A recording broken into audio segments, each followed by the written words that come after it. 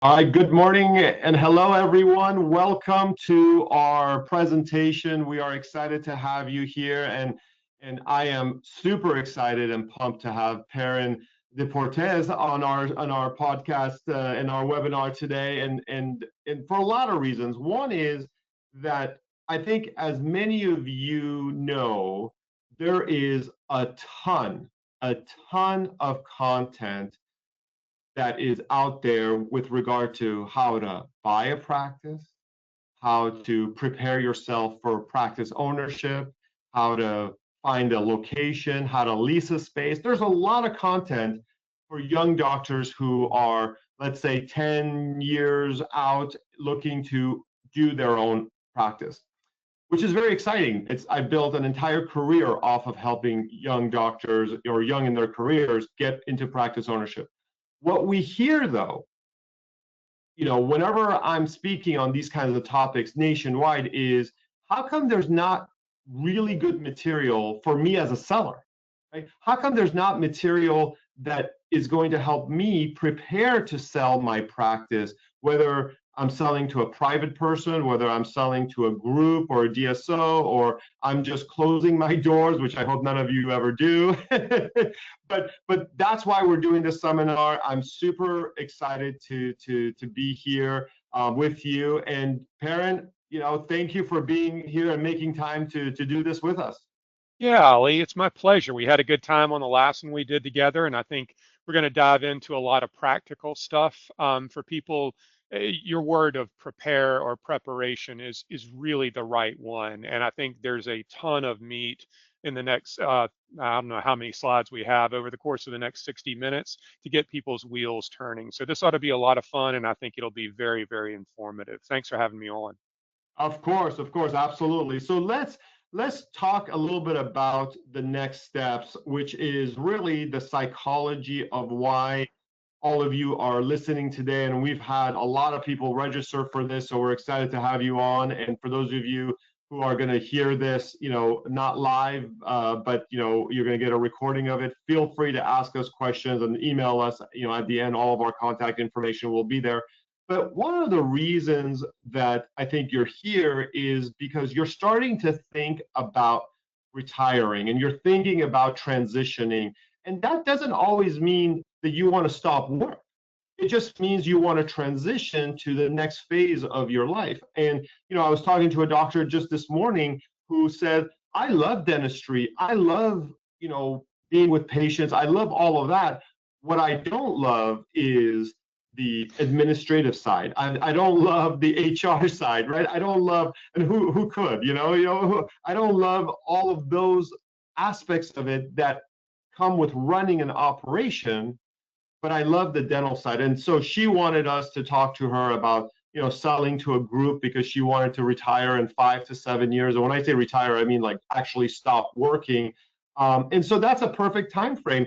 But she wanted to set herself up for success, which is one of the reasons why we're doing this today. Is no matter where you are in your career, one of the very most important questions you have to ask yourself is, what do I want, for the next 3, 4, 5, 10 years, and so that we can help you plan to get you there. And that could mean that you have 5, 6 years left, and you want to continue working, but you don't want to, you don't want to be a practice owner anymore. That's okay. Maybe you want to cash out at the top of the market. That's okay as well. And so we'll be going through a lot of that today with you. And so, as most of you know, I am a dental and medical lawyer. This is what we do. We help doctors, buy practices, sell practices, transition partnerships, of course. And then, as you know, I'm also the CEO of HR for Health. And so we make sure that you're HR compliant so that you don't get sued in retirement. And we're going to talk a little bit about that later on. And my bio is an accomplishment is nothing compared to Perrin. So I'll let him take it from here. No, well, I'll try to be even more brief than you. My name's Perrin Desports. I run a business called the Next Level Executive. It's an executive coaching business for entrepreneurs who happen to be healthcare practice owners and they want to build maybe a multi-location small group and want to learn more about how to be a more effective executive in terms of not just building it, but obviously leading that type of a business. For the last 3 decades, I've found myself in different aspects of the dental industry specifically. I spent 15 years running 3 different businesses for Patterson Dental Supply. So I've got corporate America leadership and executive experience. I've been the co-founder of a couple of successful startups and Tusk Partners and Polaris Healthcare Partners that focused exclusively in the group practice space. So some transaction experience, debt and equity, some consulting experience around growth strategy, partnership models, and a whole lot of other stuff in between. So hopefully I can add something and ride Ali's coattails today, right? No, not at all, not at all. And I like to say his last name with like a French accent since I lived in France for which is why I say Deporté, but he says Desport. So Look, whatever you like. I grew up in South Carolina, Ali, and if I said it the French way, I'd get beat up on the bus. So we tried not to do that. It's more franglais than anything, right? Well, we're like kindred spirits that way because my last name has also been butchered a million and one ways, and so yeah, no, I hear you, I hear you. So, all right, so let's talk a little bit about the decision because there's really no wrong decision you can make unless you don't make a decision when it comes time to getting ready to sell your practice or transitioning out of your practice. And the reason we say this is because Perrin and I have seen a lot of practices where the doctor loves what they're doing, and then they get to those last few years, and then they start to take their foot off the pedal, right? And so, so they're not working as hard. It's not that they're not working hard, but they're not working as hard as they were before. And so, they're watching more things as opposed to doing the procedures, right? They're not maybe doing the difficult, endo, or they're maybe, referring more, out than they used to before. And so what happens there is you see a decline in the revenues, you see an increase sometimes in expenses. And by the way, there's nothing wrong with taking more time off, right? There's nothing wrong with slowing down and taking it easy towards the end of your career. You've earned that right? You've worked hard for 30, 40, 50 years, God willing. And so there's no judgment there. The problem is that when you do that without a plan, right? Without a plan, what happens is that the revenue of the practice, which is tied to the value of the practice, starts to diminish. And then all of that goodwill and effort and all that stuff that you've done for the last 20, 30, 40 years, suddenly you're not getting the full value of it because of those last years of your ownership. And so, which is such a shame, right? Which is such a shame because it does devalue the practice. And more importantly, many of you might say, well, I've got enough money, right? I've got enough money. I've saved enough. I put enough away. But it's not just about that. It's also what this money means for your family, your estate, your descendants, and others, because it does grow exponentially in the long term. So I guess what we're trying to say is don't wait too long for your planning, right? Which is the next point on this slide. Make sure you are planning appropriately and having a plan for the next few years, and that really does future-proof your business, right? That really future-proofs and de-risks the transaction, because that's what today is about.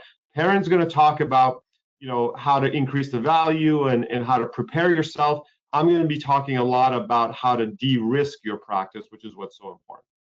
Yeah, excellent point. We'll hammer those points home a little bit more in some upcoming slides as well, just to put a little bit of meat to the bone. I think you know, there are a lot of important points in contemplating selling a business or actually going through the process, but a couple at a high level to keep in mind, at least to get us going here, is that, you know, I'm going to assume, Ali, that everybody on this webinar has a successful practice and a valuable practice, right? It's going to value very highly. And some of those valuable practices it may be possible to transact that practice to a bank funded young associate type of a buyer, a doctor to doctor trade, as you and I might call it. But some of these may value highly enough where they value outside of the range of what a bank would fund for an associate, and it may be dependent upon a group buyer to extract the maximum value.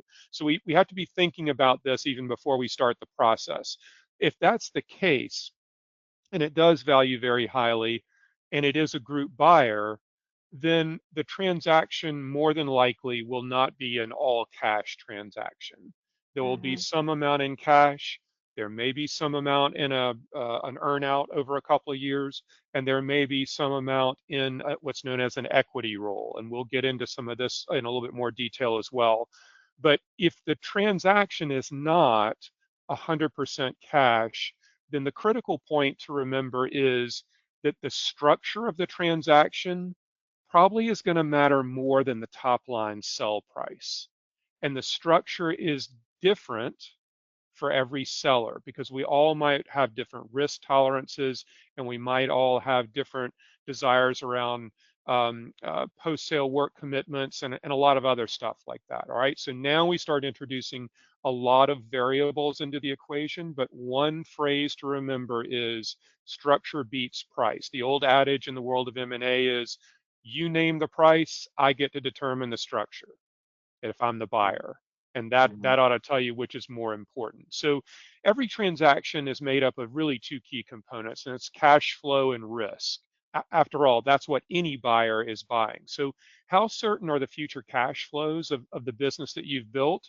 And where do the potential risks lie? And there are a lot of risks in every business. And Ali and I are going to hammer home a good number of them today. And I think you'll be able to download a PDF copy of this deck, but you might want to be taking some notes around a couple of these as well. So, you know, in my line of work previously, in working with clients in a transaction relationship, you know, the first thing that comes to a potential seller's mind when they engage an advisor is, okay, how long is the process going to take? Now, the reason that that's the question that's top of mind is usually because, to Ali's point earlier, you've worked a long career. You're tired. Maybe you've started to take your foot off the gas. Maybe you're just tired of fighting with your hygiene team or one of your associates or something like that. You've had something happen that really brought you to the end of your rope and you just want to be done. When you reach that point, that's a very, very bad time to start thinking about selling your business because you add an element of desperation. So if you ask me, hey, Perrin, how long is it going to take to sell my business? My blanket answer in the simplest way would be probably somewhere around 5 to 12 months. That's the transaction process. From the point your advisor and you build the book on your business, establish a value for it, take it to market, go through something called due diligence, and Ollie's going to talk a little bit about that in a little while too. And then when the check hits the bank, it's probably a 5 to 12-month process. That's not the beginning or the end of the process to extract maximum value out of arguably the most valuable asset you own, and that is your business. So if you think about this myopically and you only think about it in terms of less than a year process, the likelihood is that you're going to leave a lot of value on the table unnecessarily. And I think it's important to consider things beyond that simple 5 to 12-month marketed sale process. It could very well be that your business has a few things that need to be cleaned up. And again, Ali, I'm sure everybody on this webinar is running a perfect business that Yeah, requires no cleanup whatsoever, just like you and I do. You know, that's right. we don't have any kids on the payroll. We don't have any misclassified employees that should be W-2 in their 1099. We don't have Never. any skeletons in our closet, right? Right. Everybody's business is perfect. Well, I think you and I have been around the ring long enough to know that that's not the case. So the likelihood is before you even get to market, before you even start the actual sale process, you need to spend time with an advisor working through some of the cleanup involved. And that could be anywhere from maybe as few as 3 months to up to 12 months in advance of before you enter market for sale. It's important to keep this sort of front end piece in mind because honestly, I've never found a perfect business that was ready for sale, and it's important to think a little bit more cohesively. So I'm going to let you tackle the legal basics because this is way out of my jurisdiction, as you would say, right? Yeah, no, and I think you bring up some really important points regarding preparation. I mean, being, the 3 to 6 months that you were saying, I think is in many ways like the minimum, right? Yeah, In the sense that the longer you have, the better planning you can do. It's like anything else in life, right, Perrin? If you give ample time for things to occur, you're going to be able to do things better than if you are trying to rush into building something or buying something. And the reality is that the more time you have to prep, the better, right? And it doesn't mean you sell immediately or you're planning on selling. It's just that you're starting to think about things the right way. So I'm with you 100%. And you're right. I mean, the timelines are long, and sometimes people say, I want to sell by the end of the year. I have doctors sometimes call me on like December 20th, and they're like, I have a buyer, I want to sell by December 31st. I'm like, sorry, yeah, there's just yeah, like zero way that's going to happen. I could do it personally, but there's no way the bank's going to do it. There's no way, all yeah. these other things are. So, Yeah, maybe yeah, December no, 31st of next year, but not yeah, this year, right? yeah, yeah, exactly, exactly. Well, let's talk a little bit about the legal basics then that you were mentioning, because, as a seller, there's a lot on your shoulder as you kind of start going down this road. And I'm going to just go through high level a couple of very important documents. The first one that you're going to potentially get from a potential buyer is called a letter of intent. Now, a letter of intent is often overlooked because people look at it as a document that's not binding on you, which means you can just walk away from the deal if you wish, which is true. In most situations, letters of intent are not binding. If something comes out that isn't kosher, or you don't hit it off with a buyer, or you uncover something you don't want to move forward anymore, because you can walk away from these transactions. But whatever is in the letter of intent transfers to the legal documents that are fully binding. So as a seller, you want to take these very seriously. And a lot of times we'll hear brokers say, and not just brokers, I mean, lawyers do this too sometimes. They say, oh, just sign the letter of intent and we'll figure out the details later. It's like, no, no, no, no. We want to figure everything out up front. And I don't mean everything, but the more economic and legal terms, we want to figure those out so that there's no question about it later on, right? If the buyer wants you to work for 3 years and you're like, no, thank you, I want to be out in 6 months, that's got to be detailed in this letter of intent. Otherwise, you run into complications. The next thing is the asset purchase agreement. This is the controlling document that actually transfers the practice and assets from the buyer to the seller. I'm sorry, what am I saying? From the seller to the buyer, and it's a very it's where we spend most of our time as lawyers. The next thing is really important. It's the exhibits to the asset purchase agreement. Now, Perrin, I think you'll agree with me that most sellers hate doing the exhibits, and they look at it as like just kind of like just an add-on, but like irrelevant, right? They don't take it very seriously. But I will tell you, it's actually one of the most important parts of this document for you as the seller. Why? Because there's really 5 exhibits. The first are assets that are included in the sale. Okay, so you want to list all those. The second exhibit is assets that are excluded from the sale. I'm embarrassed to say I represented a buyer who was buying a practice, and the exhibit list, Perrin, did not have the seller's diplomas on there, right? Didn't say diplomas, didn't say personal. My buyer refused to give the seller his diplomas back. Wow. And I That was like, that's a new one. Yeah. I spent so many days after the sale had closed asking him, like, why are you not, do you not have your own license? You know, Yeah. like, why do you want to keep this guy's license?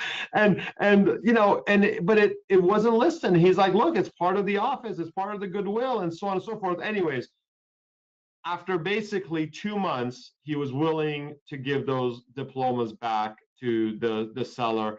But my point is that if you've got sports memorabilia, right? You've got a Joe Montana football, you've got a Steph Curry jersey, whatever, you want to take those home with you, make sure they're on that excluded list, right? Really, really important. The third exhibit is a list of your employees, their benefits, salaries, you know, all those details. Again, really, really important. The fourth exhibit is something called continuing contracts.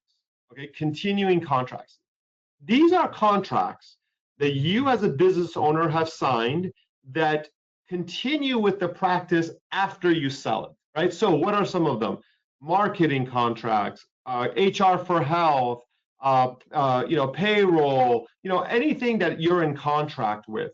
The reason this is important to list all these contracts is because if you don't list these, then the buyer can come in and say, well, I didn't buy those. You know, I didn't buy this marketing contract. So then you're left as the seller holding the bag, right? You're left with those contracts to pay for after you've sold your practice, which is unnecessary, right? Unnecessary. So make sure you're there. And then the last one is just the bill of sale, which is very simple to do. It just transfers the assets. Okay, so make sure you spend a lot of time on the exhibits. Very important. Don't overlook them. The next thing is the lease agreement. If you're in a lease, you're going to have to transfer the lease from you to the buyer. Most landlords are usually, you know, willing to do that. We're going to talk in a little bit about some pitfalls there, but the lease is important. If you own your building, then you want to draft a new lease for the buyer. Okay. If you're planning on working back for the buyer, there's an associate agreement that they'll probably give you to sign. Usually, you know, this is drafted by the buyer's attorney. You'll get paid either a daily rate or some percentage of your production or collections. Typically, you know, it's anywhere from 25 to 30% of production and collections. And so just be ready for that. And then finally, the restricted covenant, you know, this is different than a restricted covenant for associates. Every state allows buyers to hold sellers to a restricted covenant so that they don't compete against the buyer. And when you think about it, it makes sense, right? We don't want sellers to sell a practice and then open up down the street. So the average is anywhere from, you know, a low of, you know, 10 miles to a high of 25 miles, usually for 5 years, although in some states, 3 years is also pretty common. So just kind of keep these in mind, and you know, we'll go into a little bit more detail in a little bit. So let's talk about landmines, right? We talked a little bit about leases. Now, why is a lease a landmine? Well, the reason a lease is a landmine is because landlords, when they transfer the lease from you to the buyer, they're nervous about who the buyer is. They have no relationship with them. They don't know if they're good or bad. And so they're going to try to hold you as the seller liable, or continue to be liable on the lease as a guarantor. And so if you can try to sell your practice towards the end of your lease term, that would be ideal. And so it's important to look at your lease. If you don't know where that is, just send it to me, and we're happy to look at it and give you, you know, sort of our thoughts about it. But what's important is that you want to try to sell towards the end of the lease, so that the buyer can then go negotiate a new lease with the landlord. That just avoids more, avoids more liability for you down the road. And then if you have an associate, is working for you, they're a natural buyer. And Perrin, I would love to hear your thoughts about it. But associates sometimes are like perfect people to buy. They know the patients, they know the practice. They're not scared because they've been in it for a while. But you have to be open and communicate with them. What do you think about that, Perrin? Yeah, so I think this is really, really important, and it is certainly one of the risks in the business. So, you got to think about all of your associates, and in a general dentistry practice, I would even count some of the high-performing hygienists in this as well. But they are the productive engine of the business, and every buyer, if we go if we go back to the cash flow and risk equation that I mentioned before, every buyer is going to want to feel confident that those who are the highest producers are going to stay on with the business after the transaction and thus maintain the continuity of cash flows. If there's a risk or an unhappy associate or someone who doesn't want to sign a new employment contract with the buyer, that is certainly an element of risk. And so I think that it's important to always be communicating with your high performing associates about the direction of the business. And if they are not candidates to be the buyer of your business, blindsiding them with an abrupt transition to a new employer could produce an element of jeopardy for them. If they don't want to sign an employment contract with the new entity, the buyer, then that can obviously hold up the transaction as well. Absolutely, absolutely. And which is a great transition for us to the next slide, which is about getting HR compliant, because whether it's an associate, whether it's the team, the HR compliance side is really important. And the ugly truth that no one talks about, right, is that in retirement, if you get sued, which happens a lot, it is disastrous to your wealth building plans, because now you don't have a business anymore post sale to fund the payments to these employees. And so there's about 12 to 18 documents on average that you need to have in every state. Some states like California, it's more than others. The statute of limitations is 3 to 4 years. So that means after you sell, when you fire all the employees and the buyer hires them back on, the employees can come after you for 3 to 4 more years. Right? That's a long time, right? That's a long time. So again, terrible, right? Terrible. You gotta plan ahead. And the average settlement is 1 to 2 times their annual salary. So someone making 25 bucks an hour, which is about $50,000 a year, you're looking at 50 to 100K. Huge, huge amounts, right? Now, if we go to the next slide, here's a list of some of them, of the things that you need. This is like just some basic stuff. If you don't have 12 to 18 documents inside your employee files right now, then you need to contact HR for Health. Later, you'll have all the contact information at the end of the presentation so that they can do an audit and help you get compliant. So again, remember, it's about planning, right? It's about planning so that your risk is minimal, post sale, right? Post sale. Now, how does this come up? Well, we go to due diligence, right? We go to due diligence, and in due diligence, this is where the buyer has to do their homework on the practice. And Perrin, if we can go to the next slide, the audience can see the 3 different types of due diligences.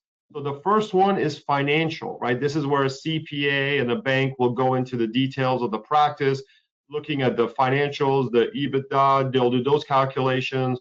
It's kind of like, I mean, they're looking everywhere, right, when it comes to your financials. And so, as Perrin said, you guys, if you're like every other small business, you're running a lot of personal stuff through there. The kids are on there, all normal, all things we encourage, by the way. but you got to just plan. You just got to plan for it so that there's no surprises for the buyer. Then there's the legal due diligence. That's my part. So lawyers for the buyer will go through your contracts, your lease, your HR, right, to make sure you're compliant there. So again, really important to get that house in order. And then sometimes they hire a consultant to go in and do analysis on the practice. What kind of patients are being seen, what kind of treatment is being done, what's being referred out, what's being just watched, how many new patients are coming in, how many patients are leaving. All those details are, again, really important. And my one piece of advice, right, which I will say and then hand it over to Perrin, is this: if you're in a situation where someone is not doing due diligence on your practice, be very careful, right? Be very careful, because someone who's a prudent buyer, someone who's a prudent business person, wants to do these due diligences, right? They should do these due diligences, because that's how they'll know about your practice and whether to buy it or not. The last thing we want is for them not to do it and then say, "Oh, what do you mean you're paying your hygienist, $50 an hour? Like, I thought, you were paying them $20 an hour," or something ridiculous, right? So make sure they're doing that. Yeah, we would much rather have any points of contention or discovery come up during due diligence versus coming up at the closing table, right? Yes, yes, yes. So here's a biggie that I've seen before, and there's going to be a little bit of math on this slide to kind of illustrate the point. But when people think about selling a business, they typically only think of the top line number, the sale price, if you will. And it's much like selling a house in this way only. All right, selling a business is not like selling a house at all, except for we can all relate if we sold a house. Whatever we sold our house for, there were closing costs involved. If we had a mortgage, we had to pay that off. There was maybe some taxes involved with it, et cetera, right? So we call that the waterfall at closing. And it means just because you sell a house for $1 million doesn't mean that you necessarily put $1 million in your bank account. Most often you don't. And so in that aspect, I think it's really important to sit down with your advisor before you go to market and find out what the potential valuation of the practice or business is and what the net result is going to be in terms of cash in your bank account. And here's an example. So if we have a business, this is example only, not to be representative in any way. But if we have a business that generates about $2 million in EBITDA and it values at a 7x EBITDA multiple, that's a transaction value of about $14 million.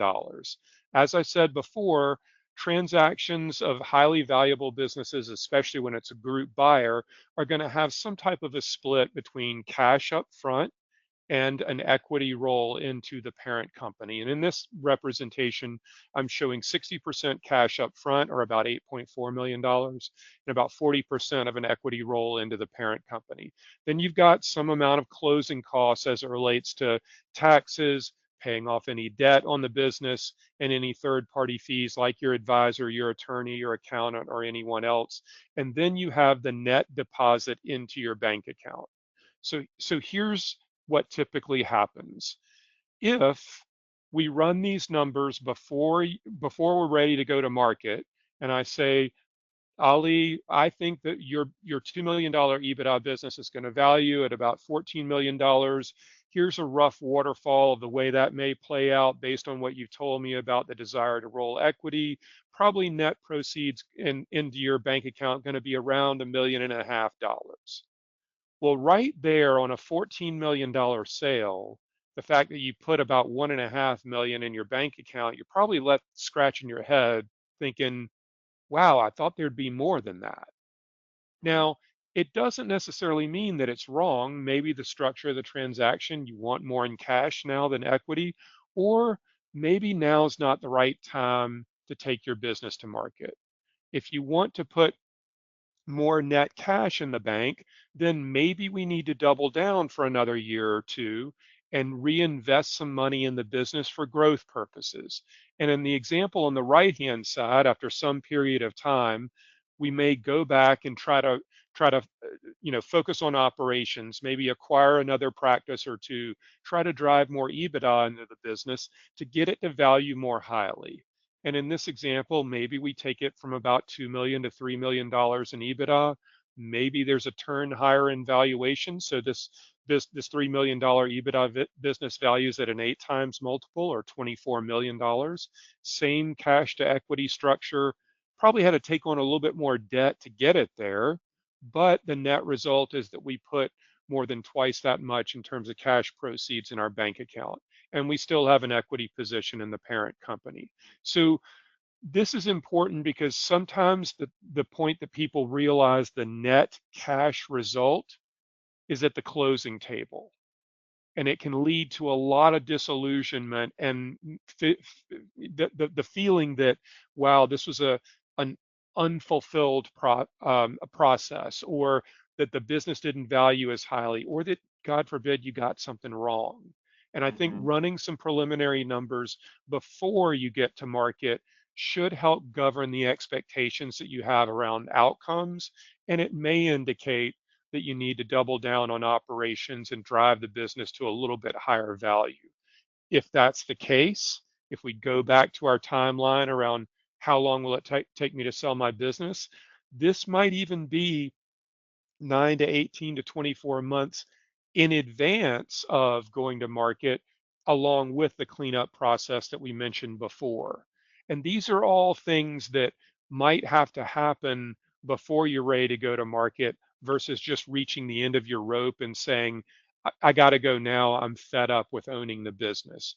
No, you'd rather take a holistic approach with a longer term horizon and get maximum value out of the business. The other risk factor that Ali mentioned and kind of danced around a little bit, and I did too, is all of you on this webinar. If you're the owner of the business or a part owner in your business, what's your current role in it? And what do you want your future role to be? How mission critical are you to the operations of the business, the clinical collections of the business? For those of you who are still working in a clinical capacity, how mission critical are you in a more leadership or administrative role? If you're at the CEO and you only do kind of fill in or part-time dentistry for somebody who's out on maternity leave or on vacation for a week or something like that. So really, you want to think critically about what your day-to-day role is and how mission critical you are to the business. Because if you are truly mission critical, the likelihood is the buyer doesn't want you to leave after the transaction closes. They're going to ask you to stay on for a longer period of time. Are you working clinically full-time or part-time? Do you have a leadership role? Is it a hybrid type of a role? What do you want your role to be in the future? If you have to stay on with the new company going forward, do you want it to be a full-time clinical role? Do you want it to be a part-time clinical role? Is it business development, trying to court some of your dental school colleagues into actually transacting their business? What does all of that look like? And the last thing I'll say is, for all of us who are founder, owner, operators of our business, we really enjoy being in control. It's our way or the highway. It's our hands on the wheel. We get to make decisions however we want for whatever reason we want. That probably won't be the case after you sell your business. So the mindset that you have around moving from being an owner to an employee, around the provision of control, is critical to your probably your personal happiness, but also the potential new owner's happiness with you. So if yours is a mission critical role, this will more than likely require you to stay on board for some period of time. I say 2 to 5 years. I've heard some as long as 7. Ali mentioned 6 to 12 months earlier. That's a possibility too. But just understand that your willingness to stay on board for an extended period of time de-risks the buyer's position from a cash flow standpoint, and your desire to exit fairly quickly shifts the risk profile onto them more. And that may be reflected in the sale price of the business as well. So here are a couple of other key risk factors, and I said that between me and Ali, we'd have a lot of them, and here's kind of a laundry list. But when you think about dental practices and groups, there is such a thing as payer risk. Is it a fee for service model? Hey, that's great for cash flow and EBITDA, but man, those businesses are really hard to scale and they're usually very provider dependent. Is it traditional PPO or dental insurance, or is there any government payer involved? What about procedure risk?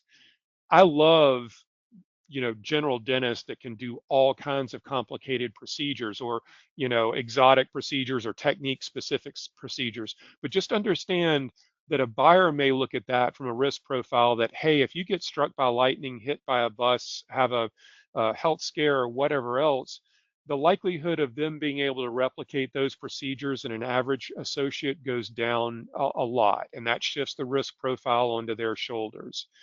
Um, the next one would be that sort of what I call a super GP. I mean, it's somebody that has 100% case acceptance ratio. It's somebody that operates out of 3 or 4 operatories on roller skates and has just phenomenal hand speed and clinical ability. I mean, if you are, generating a collection level that's 2 times an average associate, then you are a major risk piece in the business. Is yours a unicorn model or a specialty model, or is it truly repeatable and scalable without you in the business? If it is more of a unicorn, then that's going to shift a lot of the risk profile onto the buyer. For specialists, what is there's such a thing for specialty groups or practices that derive most of their patients from a referral network. You want to really look critically at your referral network. And if you have um, 10 practices that refer you all of your patients and they refer equally, meaning 10% apiece, then you have a lot of diversification of those referral sources. On the other hand, if yours is kind of the 80-20 rule, where you get 80% of your patients from 20% of your referring practices, what would happen if Heartland Dental came in and bought up a couple of those referral sources? Would they dry up overnight? The likelihood is yes. Or is yours more of a direct to consumer marketing type of an approach? These are different in a specialty model. Clinical compensation rates, look, we all like to get paid for the work that we do, but just higher clinical comp rates yield lower EBITDA volumes, and there's an inverse relationship, especially if you're negotiating for a clinical comp rate post-sale. Certainly interest rates, macroeconomic interest rates and borrowing rates influence EBITDA multiples in an inverse relationship as well. And then local market dynamics around the population or number of employers or lack thereof, age and demographics and psychographics of the local population can influence risk as well. And then generally speaking, in terms of deal structure, if you want more cash up front in the transaction, that means the buyer has to come out of pocket with more cash or borrow it, and it shifts the risk profile onto their shoulders.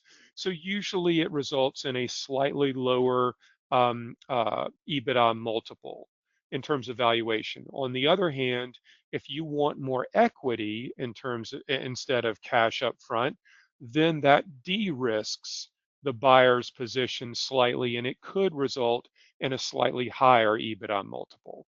So let's And talk. Perrin, Yes. just to add to that, because that is such an important point.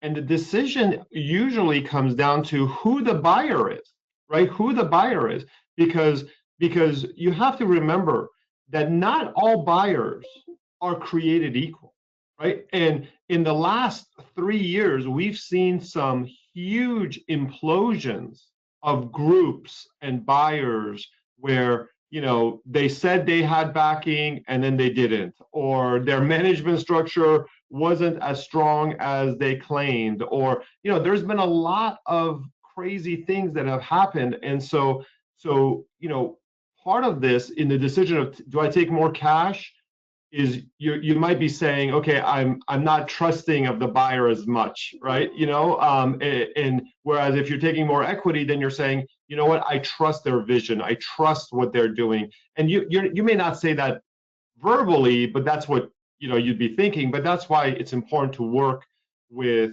with advisors like Perrin and us and your CPA who can really coach you through that and help you make a decision because it's a really important point, really important. 100% right, Ali. Thank you for saying that. And just Ali went through the due diligence slide a little while ago in terms of the aspects of diligence that a buyer is going to do on you as the seller. Look, let's be really clear. For those of you who are working with an advisor in a transaction process, it is your advisor's responsibility to do his or her own due diligence on the buyer for all the reasons that Ali just stated. All right, it is a two-way street, and you absolutely have to have a greater degree of confidence in the buyer, or you shouldn't be risking your life's work in them buying it. Now, we think about buyers in terms of the group space, at least, there are kind of two things to keep in mind, or two types of buyers, if you will. One is what's known as a financial buyer. This is probably someone or an entity like a private equity group that is not presently in the healthcare or dentistry space and is looking to acquire a larger business as a cornerstone for a greater expansion strategy. They're looking for what's known as a platform business. So think, probably 10 to 20 locations, maybe a call center and professional management or something like that. They're looking for a business that has repeatable, scalable infrastructure for future growth. And these types of financial buyers are going to write a big check to come into the space of dentistry or other healthcare verticals, and they're looking for a business to partner with. They're probably looking for the founders of the business to roll a lot of equity to build a larger business at a faster rate. That's different from what we call a strategic buyer. A strategic buyer is probably an established DSO that's already operating in the local marketplace or is looking to maybe move into a new state or a new geography or something like that. But they've already got the back end infrastructure around professional management, a call center, business development, and everything like that. Financial buyers and strategic buyers are different. They look at acquisitions differently. They're looking for a different profile, and they tend to operate slightly differently from a transaction structure standpoint. So if we can do a little bit more math, if I haven't put everybody to sleep yet, I want to do a quick comparison and illustrate something.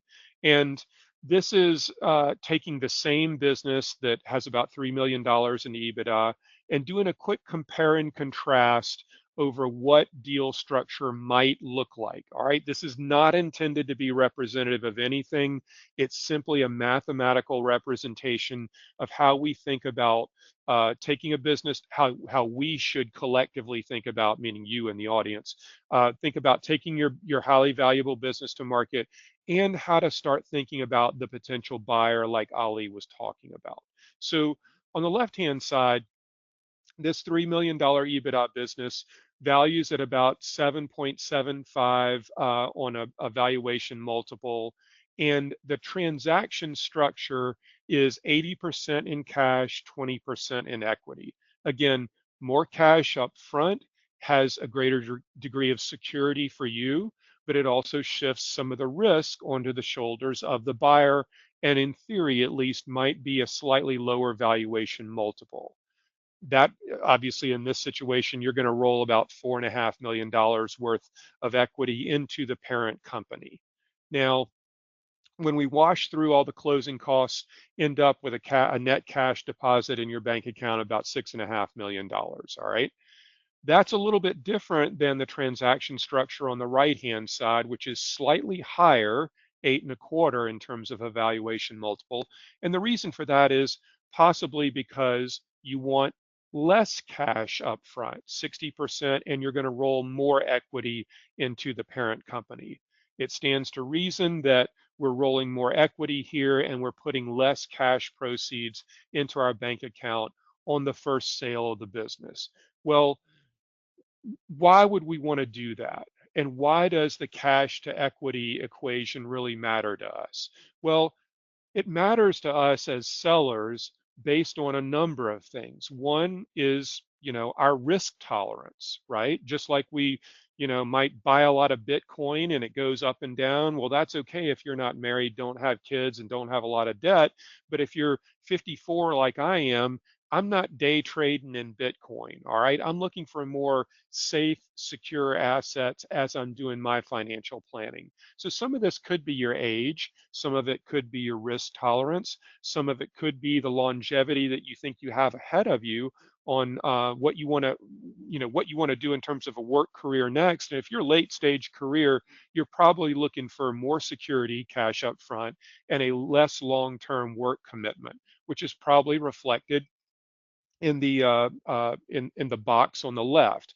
And sure enough, in terms of an equity role, maybe this is a more established DSO that's been in the marketplace for a while, and they are roughly 2 years away from recap. So it's a shorter term work back horizon for you. Maybe the return on your equity is 2 times what you put into it, which is still a very healthy return for sure. And as we see toward the bottom, from the first sale, we put about $6.5 million cash in our bank. And the second sale, we put about the same amount for a total value of 2 sales of the business of about $13 million. Obviously, I'd rather have $13 million than not. And in this situation, it might not take us that long to get there. And we're realizing a sizable amount of it up front in the first sale of the business. Now, that could be different from the one on the right. If we're younger, maybe mid-career, we're more aggressive, we want to grow, and we really believe in whoever the buyer is, their vision, what they want to create, and we really want to hitch our wagon to them, we might be willing to roll more equity in their business and partner with them for a longer period of time. And maybe that whole period before the business grows and recaps is 4 to 5 to 7 to 8 years or more, but maybe the return on equity is a significant amount more. In this case, showing a 300% return. So when we look at the second sale of the business, we didn't get as much cash up front in our bank account, but we did realize more in terms of the equity roll in the second bite of the apple is what it's told is in terms of what it's called, and the total proceeds are greater. There's more risk with the one on the right. Ali mentioned that there are a lot of businesses that were speculative in nature, and the buyers were a rushed entrant into the space that didn't really have a sound business model, and a lot of them have blown up. So when you start rolling equity, just realize that there is risk involved with it. It can go to zero, like every other element of risk in the marketplace, and you really want to vet the buyer and make sure that you believe in their operational capabilities to fulfill the promise of the business plan that they have. And obviously, when we think about our entire timeline here, if we're thinking about how, instead of how long will it take to sell my business, how long until I can outright retire, that may also be dependent upon any equity release in terms of a recap of the parent company for more valuable businesses. And that could be an additional as long as 4 to 6 years or more. So again, to kind of say, okay, Perrin, how long is it going to take me to sell? How long until you sell my business? Well, maybe it's 5 to 12 months, could be 8 months in length. But really, the way you want to think about it is going to market is an end of the initial process. Getting the business ready for sale and clean up and making sure that it values most highly is really the process of getting it ready to take to market. And that could be 1 to 3 years, but it also, for very valuable businesses, may entail a longer work back period or an equity hold period that could be an additional 2 to 5 years. And I find that when people say, how long is it going to take to sell my business? What they really mean is, how long till I can go buy a house on the beach and be drinking Mai Tais with my feet in the sand? And I think that's a That's right. much longer term process. So, Yeah. Ali, some key takeaways for us, like I mentioned at the start, structure matters more than price. You got to button up your HR practices and policies long before you bring a practice to market. You really want to know what you want personally before you go to market. These are a lot of questions we pose today that you should be working through with your sell side advisors. Maybe know what you don't want that are deal breakers, and be objective about the buyer's risk profile as it relates to future cash flows. A couple of concluding thoughts from you here, Ali? Yeah, no, Perrin, thank you. This is so great. And what I will tell you that this isn't a tax webinar, but I like to always give a gift to our audience as we get to the end of these presentations. And it's kind of like in school, right? When you attend class and you go through the whole thing, at the end they give you like a clue about what's going to be on the exam, right? Like that's what this is about. But I will give you something that we don't talk about it publicly because it's very it's sort of an asset that our firm implements with some of our bigger clients, the clients who are selling these kinds of numbers.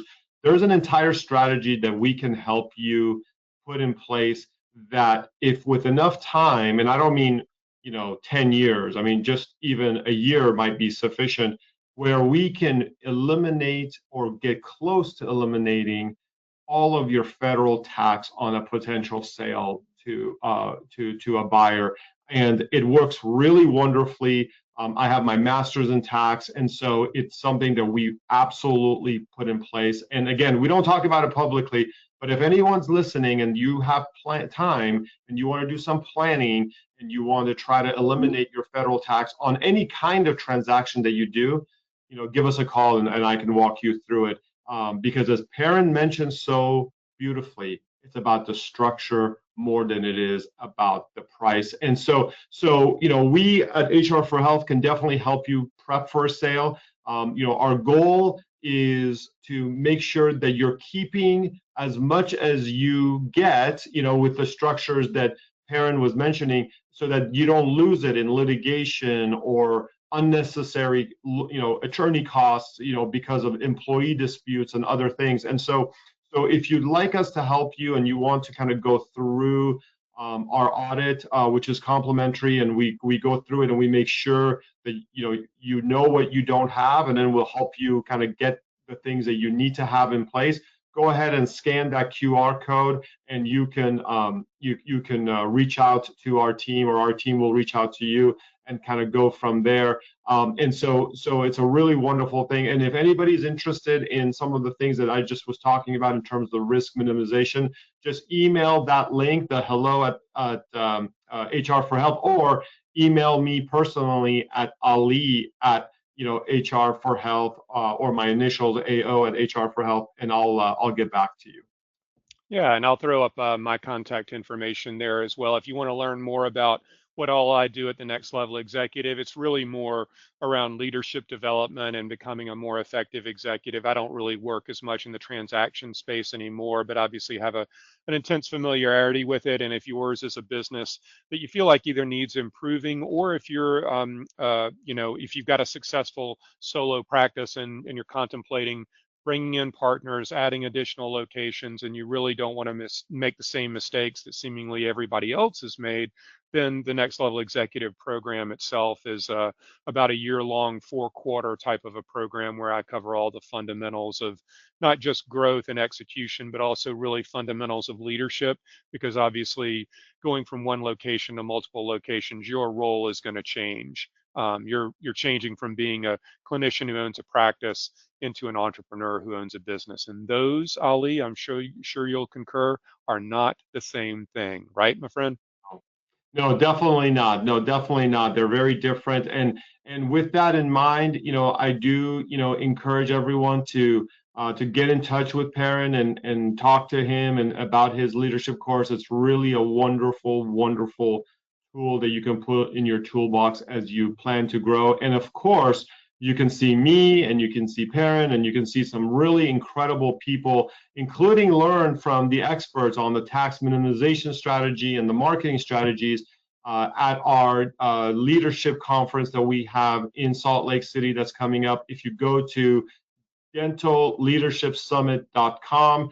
You can get all the information for that and sign up. It's coming up in October, and it's It's a can't miss. We have social media influencers in and outside of dental that are going to be present, sharing secrets. We have tax minimization experts that are coming. They have never spoken publicly about the stuff that we're doing. They're going to be presenting. So some really cool, exciting stuff. I hope you guys can make it. Perrin, as always, it's been a pleasure to have you on this webinar. Thank you, everyone, for being here, and we'll see you soon. Cheers, Bye. everybody.